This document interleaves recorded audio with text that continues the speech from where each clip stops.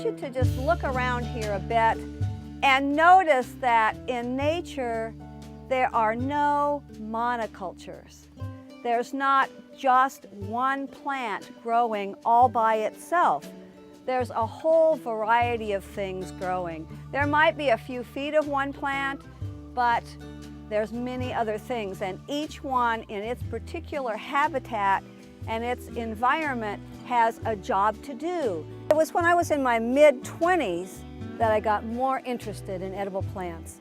I was leading wilderness trips as a profession, and some of those would be a week long, but many of them were 6 weeks long.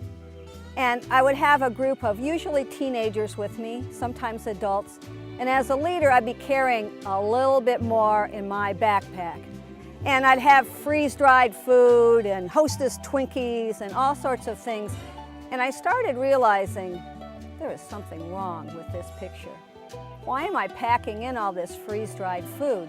There's got to be more plants, more things in nature that are edible, where we don't do hunting, but where we just collect things. And that's what got me started.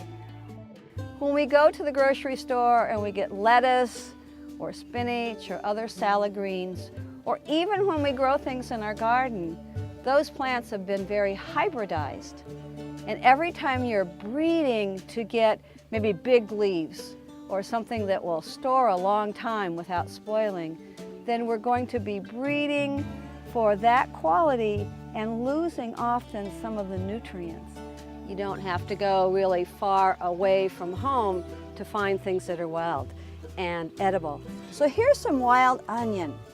This is a plant that's been growing all winter long, and it's one of the few things here in West Central Illinois that you can collect. Here we go. Here's one of my very, very favorite plants, the violet.